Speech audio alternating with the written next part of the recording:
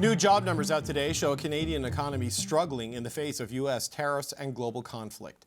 The country lost 18,000 jobs last month, with the unemployment rate rising to a 6-month high of 6.9%. Since the start of this year, the Canadian economy has lost a total of 112,000 jobs, a drop the Conservatives blame on the federal government. Concerned about these numbers. This is the effect of failing policies, more taxes, more red tape, leading to more job losses, more of the same. But anyway.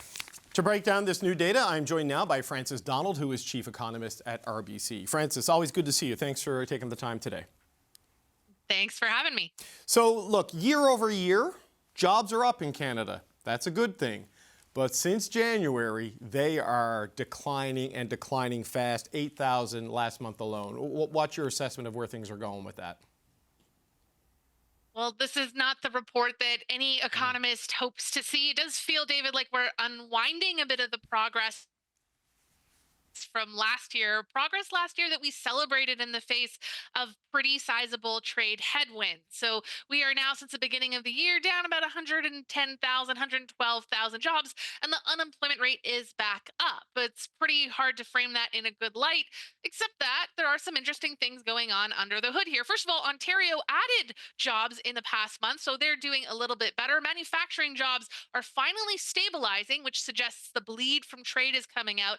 And perhaps most important, David, is the rise in the unemployment rate. We often think that comes from Canadians being laid off or fired, but not this time. Why the unemployment rate is rising is because we have new people, new entrants coming into the job market. Think students who didn't have jobs before who are now looking for them, or people who have agreed to jobs that haven't yet been paid for them or are not yet employed yet. So, as economists, we're always looking for, is the unemployment rate rising because people are being laid off? No, layoffs are actually still very low in Canada. What we're seeing is a different nature. At the end of the day, however, we want everyone who wants a job to have a job, and clearly that's moving a little bit in the wrong direction here in Canada. No, that is certainly the headline number here. It's not a good headline if you're looking at this and trying to keep the economy going. So what is driving this unwinding of the progress from last year? Because we saw higher than expected growth last year on the GDP side and better than expected employment.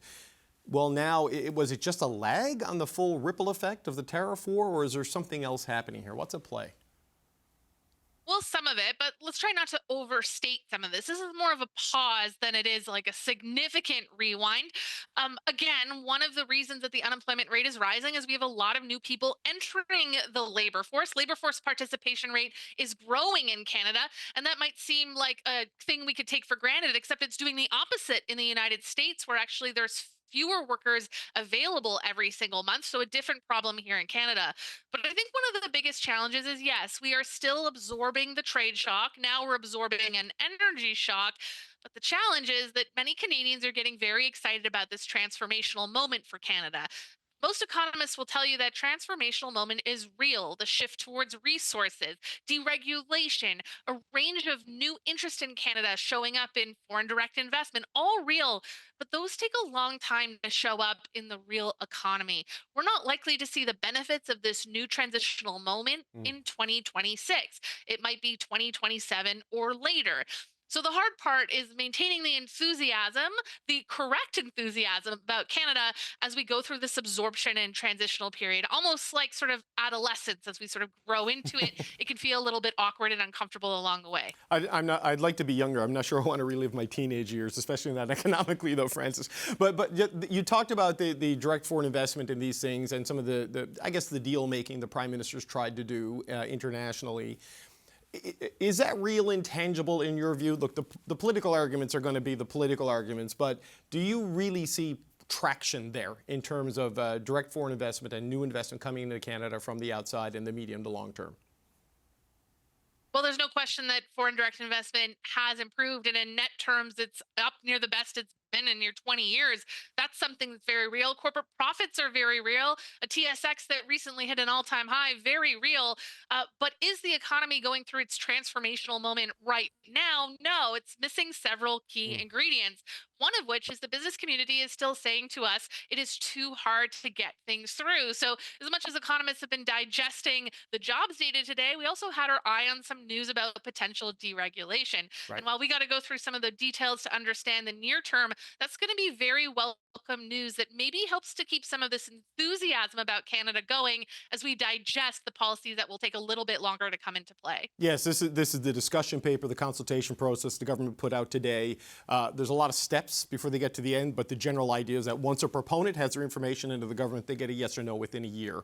So that is an acceleration from what we've seen in the past. So that sends a signal to investors, as is the direct foreign investment and the confidence you talk about. One of the issues you notice in the job data, though, Francis, is that the tighter immigration controls they put in place, population growth has either been flat or projected to start going down potentially as the population declines. What sort of an impact does that have throughout the economy with fewer people to buy, fewer people to tax, fewer people to hire, and fewer people consuming? Well, it's massive. And actually, it's already declining in BC and Ontario. The only place where you're seeing some support from population is in Alberta. So it definitely varies by region.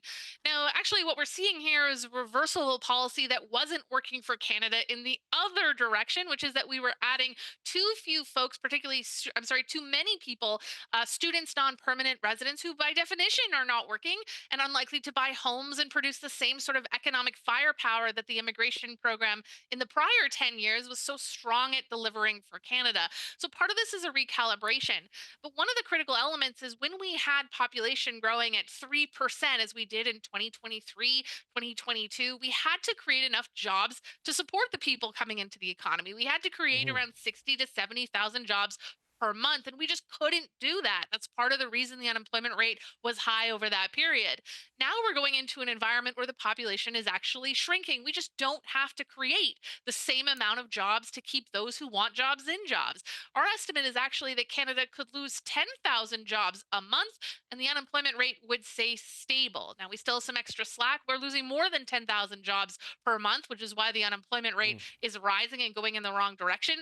But these population calibrations, they're going to mess with such a wide range of data that it does take slightly different lens and different benchmarks with which we should be calibrating or assessing the strength and weakness of a lot of these data points, including, as you point out, today's jobs numbers. Yeah, that is a good point, that the smaller working age population could be a net loss in jobs on a nominal basis, but as an unemployment rate and a percentage, it may unchanged, but then what does that mean for the actual strength of the economy? So let's, on that as a final point, what does all of this, the trend we've seen since January, what we've seen on trade, on growth, on investment, on corporate profits, how would you bottom line the state of the overall economy right now, especially with, it's still an uncertain world out there, Francis Donald, as you know more than most.